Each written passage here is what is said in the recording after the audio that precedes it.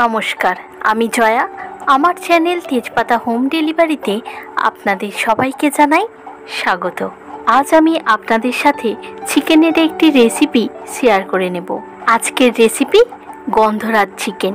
এই গন্ধরাজ চিকেনের ফ্লেভার ও টেস্ট সম্পূর্ণ আলাদা হয়ে থাকে। আমি তো বলবো চিকেনের অন্যান্য রেসিপি কিংবা চিকেন কষা খেতে খেতে আপনাদের যদি আর ভালো না লাগে, তাহলে অবশ্যই এই গরমকালে একবার গন্ধরাজ লেবু দিয়ে চিকেনের এই রেসিপিটি ট্রাই করে দেখতে পারেন। আশা করি আপনাদের নিশ্চয়ই ভালো লাগবে। এখন রেসিপির উপকরণগুলি দেখে নেব। প্রথমেই নিয়ে নিয়েছি লেবু পাতা, এরপর রয়েছে গন্ধরাজ লেবু, বাটার, চিকেন, আদা ও রসুনটা এখানে থেতো করে নিয়েছি, কাঁচা লঙ্কা, পেঁয়াজ কুচি, টক দই, কাজু, এছাড়া ফোড়নের জন্য নিয়েছি তেজপাতা, শুকনো লঙ্কা, দারুচিনি, ছোট এলাচ, লবঙ্গ ও গোলমরিচ। প্রথমে একটি বোলের মধ্যে চিকেনটা নিয়ে নিলাম। এরপর চিকেনের মধ্যে দিয়ে দিচ্ছি লবণ, গন্ধরাজ লেবুর রস, এরপর দিয়ে দিচ্ছি গোলমরিচের গুঁড়ো আর ধনে গুঁড়ো, কয়েকটি কাঁচা লঙ্কা দিয়ে দিলাম। এখন দিয়ে দিচ্ছি চিকেন মশলা আর রঙের জন্য দিচ্ছি কাশ্মীরি লঙ্কার গুঁড়ো ও সামান্য হলুদ গুঁড়ো। তবে আপনারা যদি চিকেনের কালারটা হোয়াইট রাখতে চান, সেক্ষেত্রে এই কাশ্মীরি লঙ্কার গুঁড়ো ও হলুদ গুঁড়োটা দেবেন না। এখন সব কিছু ভালো করে মাখিয়ে নেব। এরপর 15 মিনিট বা তার বেশি, অর্থাৎ আধ ঘন্টার জন্য চিকেনটা রেস্ট রেখে দিতে পারেন। এরপর কড়ায় বাটার দিয়ে দেব। তবে বাটারটা যাতে জ্বলে বা পুড়ে না যায়, 1 চামচ সাদা তেল দিয়ে তার উপর বাটারটা দিয়ে দিলাম।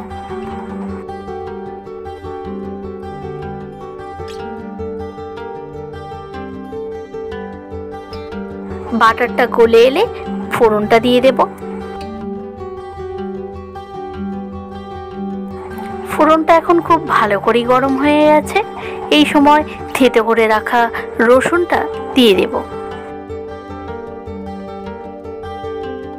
রসুন হালকা করে জাস্ট 1 মিনিট ভেজে নিয়েছি। এরপর পেঁয়াজ কুচি দিয়ে দেব।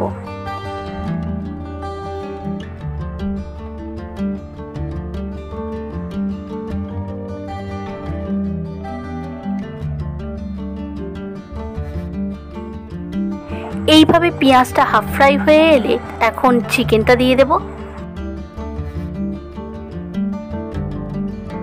এরপর পেঁয়াজ ও চিকেন একসাথে 10 মিনিট খুব ভালো করে ভেজে নেব।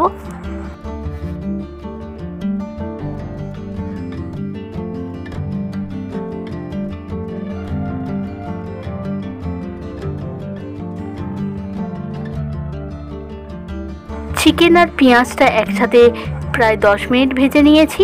এখন কাজু বাটাটা দিয়ে দেব। এখন এই কাজু বাটাটা খুব ভালো করে মিশিয়ে নিতে হবে। এরপর কাঁচা লঙ্কার বাটাটা দিয়ে দেব। এই লঙ্কা বাটাটাকেও এখন ভালো করে মিশিয়ে নিতে হবে। এখন টক দইটা দিয়ে দেব। এই দইটা দেওয়ার সময় অবশ্যই গ্যাসের ফ্লেমটাকে একদম লোতে রাখতে হবে।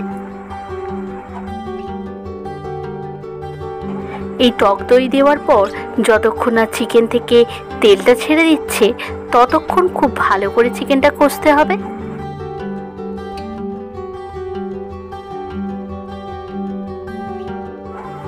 এরপর স্বাদ অনুযায়ী লবণটা দিয়ে দেব।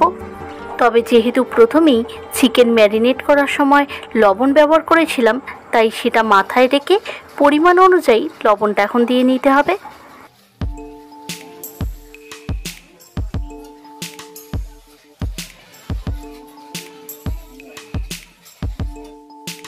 এরপর স্বাদ অনুযায়ী চিনি দিয়ে দিচ্ছি। চিকেনটা দেখে আপনারা এখন নিশ্চয়ই বুঝতে পারছেন কষতে কষতেই চিকেনটা কতটা কুক হয়ে গেছে। তবে এখনও আর একটু সময় নিয়ে চিকেনটাকে ভালো করে কষে নিতে হবে। এইভাবে চিকেনটা কষতে আমার প্রায় সময় লেগে গেছে 20 মিনিট। এখন পরিমাণ মতো জল দিয়ে চিকেনটাকে ভালো করে সিদ্ধ করে নেব। তবে এই রেসিপিতে যেহেতু ঝোল বা বেশি গ্রেভি থাকে না, তাই জলের পরিমাণটা খুব বেশি ব্যবহার করব না, শুধুমাত্র চিকেনটা সিদ্ধ হওয়ার মতোই জল দিয়ে দেব। গ্রেভিটা এখন ফুটতে শুরু করে দিয়েছে। এই সময় লেবু পাতাটা গ্রেভির মধ্যে দিয়ে দেব।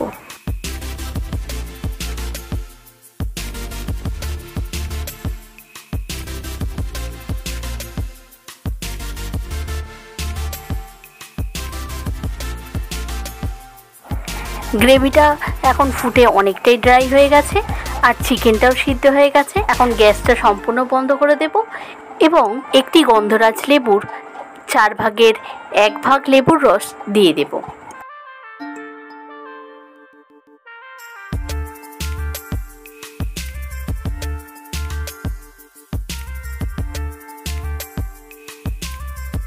এখন গরম মশলা আর 1 চামচ বাটার দিয়ে পরিবেশন করে দেব আজকের রেসিপি গন্ধরাজ চিকেন। এই ধরনের লেমন চিকেন কিংবা গন্ধরাজ চিকেন যে কোনো ধরনের রাইসের আইটেম কিংবা লুচি পরোটার সাথে খেতে দারুণ লাগবে। রেসিপি ভালো লাগলে অবশ্যই বাড়িতে একবার ট্রাই করে দেখতে পারেন।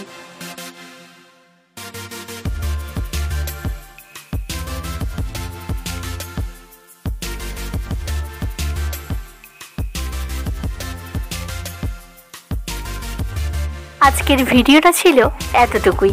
পরের দিন আবার নতুন কোনো রেসিপির সাথে নতুন কোনো ভিডিও নিয়ে চলে আসব আমার চ্যানেল তেজপাতা হোম ডেলিভারিতে।